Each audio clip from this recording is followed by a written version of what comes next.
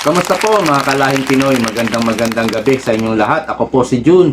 Pag-uusapan po natin si Tuta Sotto. Umamin na pala to, nakaraan pa, na interesado siya, suportado na niya ang charter change. Kaya hindi niya ma-deny ngayon itong sinabi ni Lito Banayo at ni Amy Marcos tungkol sa meeting nila sa Soler, tungkol sa charter change. Hindi niya ma-deny, hindi niya rin maamin. Pero nakaraan pa pala, nagsalita na siya dito. Kaya ngayon hindi siya makapagsalita ngayon. Ito po, pakinggan po ninyo. At pag-uusapan din po natin yung mga ibang issue, marami po tayong pag-uusapan. Dito lang tayo po muna magpo-focus. Ere. Duda si Senate President Tito Sotto sa rason ng Korte Suprema sa pagbasura nito sa impeachment case ni VP Sara. At dahil nga dyan, suportado na raw niya ang Chacha. Iba naman, Turns out that Bato was only the beginning of the entire story. Yung pala, more importantly, they really wanted to change and get back the leadership of the Senate because there was so much at stake. Nakapusta na pala doon yung CONAS. Kasi ang problema nila, matatalo sa impeachment sa Senado, mananalo pa si VP Sara sa 2028, ititepok na sila. Kaya ang pag pinag-uusapan, ikasa na ang CONAS. Palitan ng konstitusyon, dagdagan ng 3 taon ang mga kasalukuyang kongresista and extend the term even of the president until 2031 and no elections except perhaps for local positions. The other alternative was also discussed to raise the age for the presidency from 45 to 50 so that VP Sara would be disqualified. So this is a very high stakes game. It has little or nothing to do with Bato. He appears to be just a sideline. And galit ang Pilipino sa term extension, ayaw natin lang Noel. Bakit natin pipilitin na naman to? This has lost time and time again. alright, but Senator, these Okay. are very serious. So, noong unang impeachment, ibinasura ito ng Korte Suprema, di po ba? So, after noon, nagsalita si Sotto na susuportahan na niya ang charter change. Bakit? Parang napaka hindi ko maintindihan yung argumento mo, Sotto. Porkit na natalo yung impeachment laban kay VP Sara, yung unang impeachment po ang sinasabi natin. Porkit wala na yon, susuportahan mo na ang charter change. Bakit? Dahil ayaw mong mamuno, ayaw mong maging presidente si VP Sara. Sinong gusto mong maging presidente? Ikaw? Pag ikaw, okay lang, Hindi mo suportado ang charter change dahil ikaw ang magpipresidente. Pag hindi ikaw, doon ka na sa charter change. Parang ang hina ng argumento niya. Parang yung logic niya, sablay.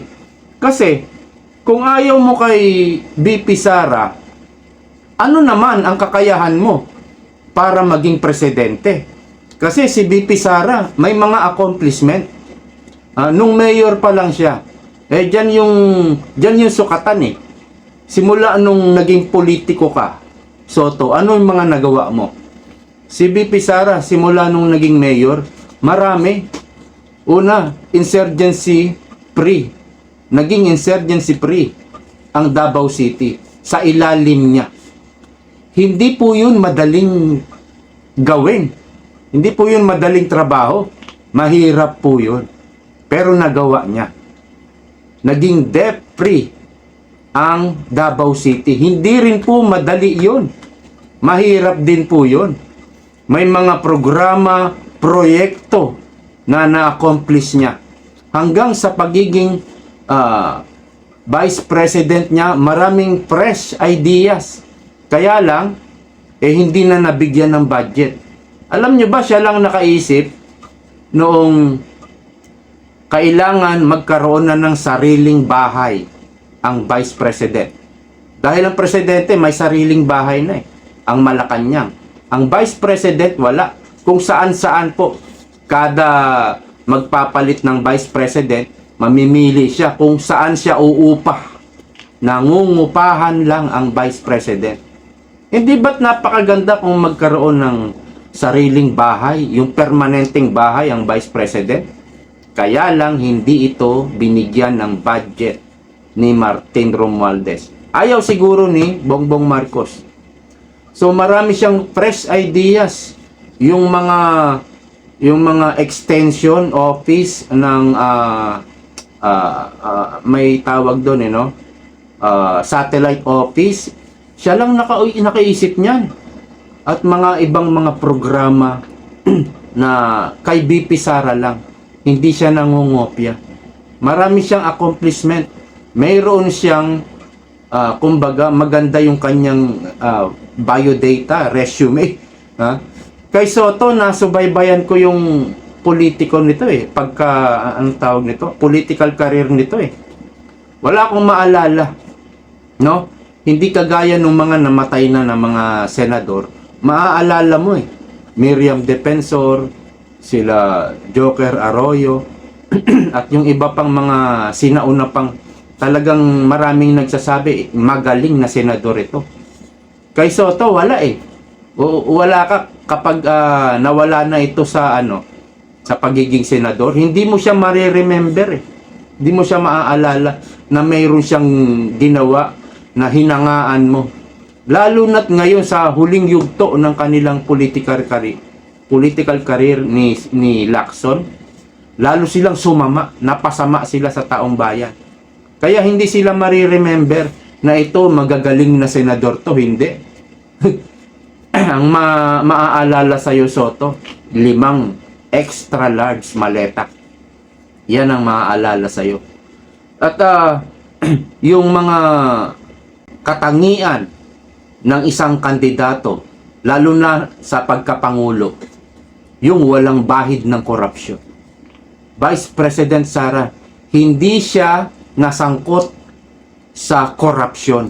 Ngayon na lang dahil kailangan yung putikan si VP Sara.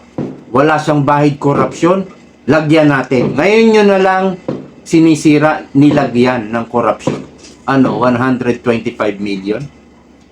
Dahil nga hindi nyo napaniwala ang taong bayan dyan, kinailangan nyo pang mag-isip, sa DepEd. Mayroon dito, lagyan natin ng 500 million corruption ni VP Sara. Kinulang pa kayo, hindi nyo mapaniwala ang taong bayan Kailangan yung putikan dahil walang bahid. Ito yung isang example na karapat-dapat bilang isang kandidato sa pagkapangulo. Walang bahid ng korupsyon. Nilagyan nyo lang yan. Pinutikan nyo lang. Pero hanggang ngayon, hindi nyo pa rin mapatunayan yung inyong bintang. Kaya wala silang makitang ipantapat dyan sa babaeng yan. Wala po silang maipakitang pwedeng makatalo dyan kay VP Sara. Kaya ang sabi ni Soto, susuportahan na lang niya yung charter change. Bakit? Bakit ayaw niyang mamuno si VP Sara? Dahil mawawalan sila ng power. Kapangyarihan po. Yun po yung nasa utak nila.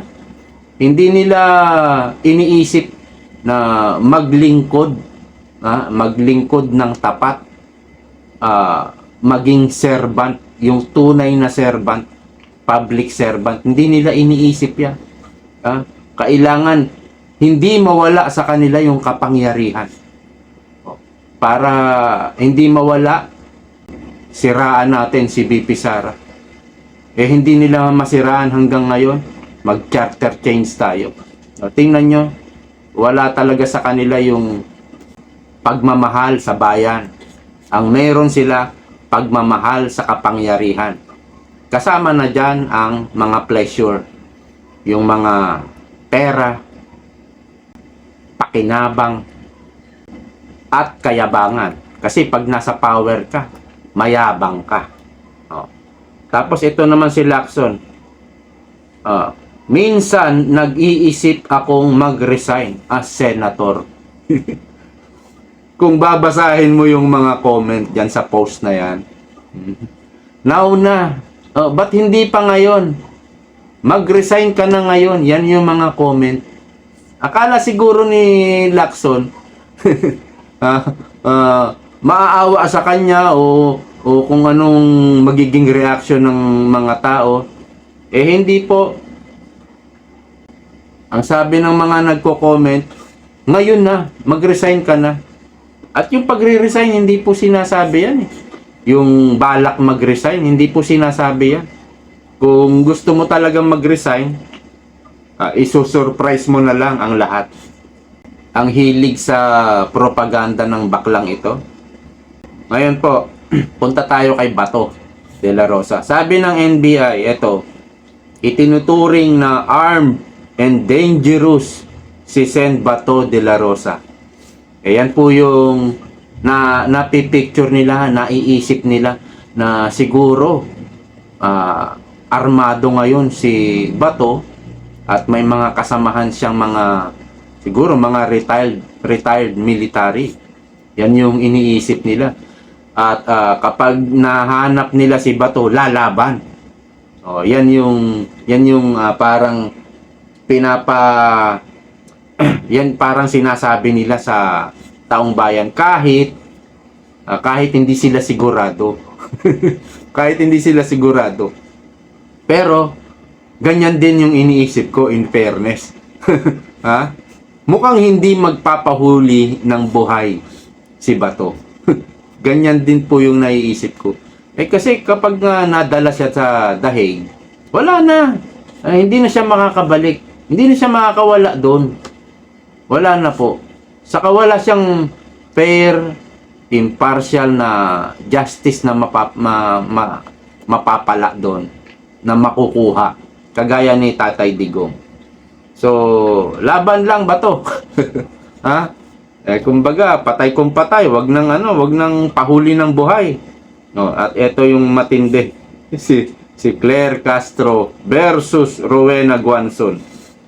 Hinamon po ni Attorney Guanzon si Claire Castro ng sampalan. Malupit talaga to si Rowena Guanzon. Senator Pia is my sorority sister. Bitch. Let's have a slap fight and see who cries first. Mukhang matindi to makipagsampalan si Rowena Guanzon. At mukhang iiyak dito talaga si Claire Castro. Ito nga yung sinabi ni Attorney Guanzon. Umani ng matinding reaction online si dating COMELEC at COA Commissioner Attorney Rowena Guanzon matapos nitong diretsahang hamunin na umano'y slap fight si Palace Press Officer Yusek Claire Castro kaugnay ng naging pahayag at pagkutya umano nito sa kanyang sorority sister na si Senadora Pia Cayetano. Sa kanyang social media post, ipinagtanggol ni Guanzon si Cayetano matapos mag-viral ang isang vlog kung saan kinukutya umano ni Castro ang emosyonal na reaksyon ng senadora sa gitna ng tensyon sa Senado. Yan yung mga ugaling paano ko ba sabihin ito? Ayaw ko naman sabihin ugaling squatter. Yung mga ugaling nakapag-aral pero kala mo hindi nakapag-aral. Yung mga bastos na tao. Si Pia Cayetano, isang senadora na hinalal ng siguro more or less 20 million katao. Hinihalal yan. Ikaw, Claire Castro, sinalpak ka lang dyan para magsinungaling, para lukohin ang taong bayan na si Bongbong Marcos hindi natutulog, trabaho ng trabaho. Ayan yung trabaho mo, pasinungalingan ang lahat ng taong bayan. At yung kung ano yung mga dapat mong i-report, hindi mo nire-report. Dinadaan mo sa ganito, benggahan, bangayan, para yun ang pick-upin ng media. Dahil mahilig ang media sa mga intriga, yun ang pick-upin. Yung tunay na mga dapat mong i-report sa taong bayan, yung tunay na mga dapat mong sagutin sa issue ng ekonomiya, etc., natatabunan sa mga intriga. So, yun ang trabaho ni Claire Castro. Wala na tuloy yung tungkol sa ekonomiya, pagtaas ng dolyar. Wala na yan. Puro intriga na lang na hindi makakatulong sa ating bansa. So, yan yung trabaho niya. Kaya, may time, may oras, mananagot kayong lahat. Lalong-lalo ka na, Claire Castro. So, hanggang dito na lamang po sa ngayon. Maraming salamat. See you next time. Bye-bye.